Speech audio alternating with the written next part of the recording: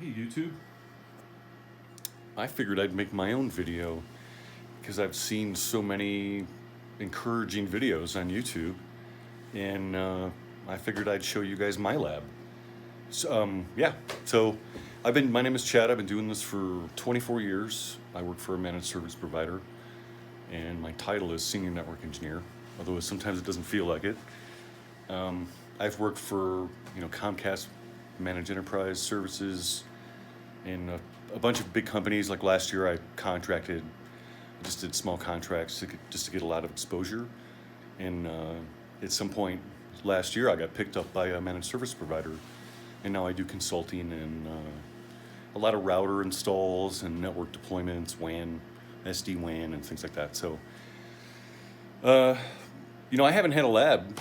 This is like my first setup, my first lab setup. Here, a good picture of it. This is my home lab. I have just put this in because this is a tangle of wires before, and it's still very messy. So I'm gonna give you a pan. Here's the rack. Now, it was just last year that I was introduced to Fortinet equipment, which this is some pretty interesting gear, and it's really scalable. It's those are firewalls, and I was also introduced to the Fortiextender. So they have all these brands of Fortiextender, Forti this, Forti that. It's all 40 something, right? Except the cost it's like 400 something. But so this was like $500. And that was expensive. This is probably the most expensive piece of equipment I've purchased. But to get hand times on this stuff, I mean, you have to spend money on your career, and that's what I do. I do quite a bit. I've paid for my own Ccna class, took the test, I failed it, and I took it again and I failed it, and then I scheduled it again and I didn't go. But I'm currently employed, so in some senses, what does it matter? So here in the rack, this is my 40, what is this thing? It's a 30E, 30 Echo. And it has a wireless built in, and it does all the stuff that the big guys will do.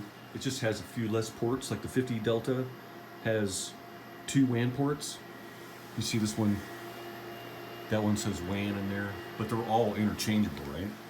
And you notice that I only have one switch in the rack, and there's a reason for that. It's because a lot of times when you're out in the field, or when I'm out in the field, I encounter a lot of converged network racks. Like I've seen stacks with the WAN, the LAN, the SAN, and everything else, the voice and the data all going through one switch, and it works pretty well.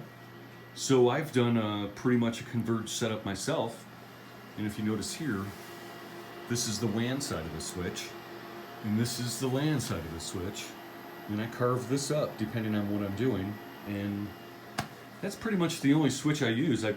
It's just that was free. This is a Cisco 881, and the cool thing about these is it has a switch in the chassis, but it's also limited because it only has one fast Ethernet WAN port. This guy is the 2921, and right now he's running the Call Manager Express, Dynamic Multipoint VPN, and what else? IPsec to another one of these at a friend's house, and I'll show you in a minute why I'm doing that. So going down the rack here, this is the 5506 that, man, frankly, I'm just scared of those things. Every time I have to work on one, I just hem and haw. I get through them, but, this is a lot of what I do is real world stuff, and I have to hammer through the configs on my equipment so I don't mess up the customer equipment or look stupid in front of the customer, right? So, I mean, it's messy. This is it's the printer because it got kicked downstairs because my wife has problems printing. And this little setup over here, this laptop and that drive over there, I did this imaging, Windows computer imaging with the Windows deployment server. So I built that. I built this proof of concept for the client, and I was imaging their laptops and their desktops for about a year. And then I built a server like that one right there. Actually, it's a little bit smaller. I put together for them, and they're pretty happy with it. They just run with it. So this is, man, if you've been doing this for a long time, you're gonna want a big screen, so your eyes don't go buggy like mine. And here, this is my latest setup, because I have my VoIP working. So you see I have the kitchen, and this phone's called Open Line. And then over here, so I know I have 2 phone systems running. So there's Virgin America 2, there's Virgin America 1, and there's Virgin America 1 as well. And you'll see that I can call. Oh, whoops, I forgot the numbers now. And then dial. And you can call yourself. I can call myself. See, that's kind of cool. It took me about a day and a half, 2 days to set up. I've never done it before. My first time putting this together, that was fun. But I work on a lot of phone systems. I work on Avaya, I work on Cisco, I work on Mitel, all the versions of Mitel, ShoreTel, and not so much on the phone system itself, but networking the phone system from, say, a colo to a branch office, using different technologies like MPLS and SD-WAN and VPN connections, and even Cisco Dynamic Multipoint VPN. So it's cool to see it working in the lab. As you can see, I didn't spend a lot of money on this switch. It was $100, what is that thing? It's D-Link. It's okay. They're kind of funky, but it's good to be exposed to different equipment and not just Cisco gear, because you're not going to just encounter Cisco gear in the field. And maybe that's why I never got my CCNAs, because I guess I have to learn so much stuff. I have to know VMware, I got to know ESX, or that is ESX. I got to know all that stuff. I got to know the Windows stuff, the domain stuff. I have, and this one I have Hyper-V running, but it's just, that was just to mock up a terminal server set, the new 2016 terminal server gateway and thin clients. So I got that figured out, and I basically just shut it down because I'm bored of it, right? But over here, I run my own mail server. So this is a old client computer that they didn't want anymore, and that's running Hyper-V as well. So the server itself just runs on Hyper-V on a SSD, and it's I got a static IP in there, and like this place is a mess. So, but yeah, this is my setup, and I do the whole packet tracer thing. I don't know if you guys knew that you can get packet tracer now.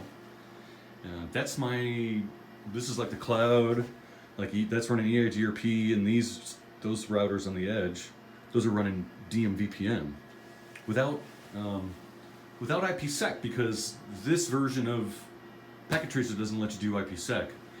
So that's what's cool about this, is it does let you do IPsec. So you could bang through stuff on here, and then you can go to here and put it together and make it work. So this is I'm running 2 phone systems simultaneously.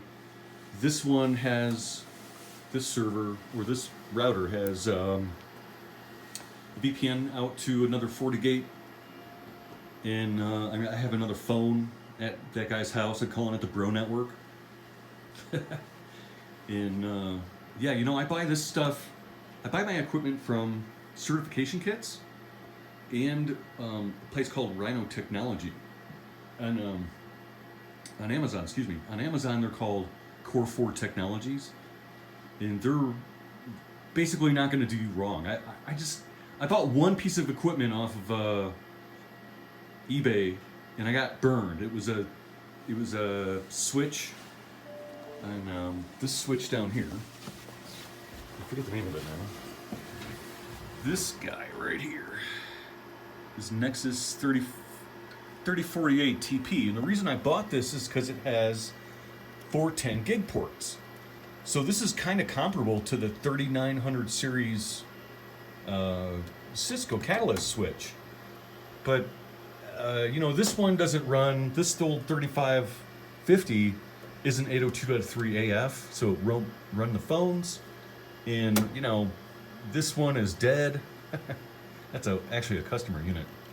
And this one is, I don't have a power splice for it, so that's why I don't buy from eBay anymore. So this is the, you know, the rack of unorganized stuff. Here's the Greyhound, my lab dog. Anyway, I hope you enjoyed this video. This is my first one. I thought I'd show you my lab and, you know, hopefully it helps. Okay, later.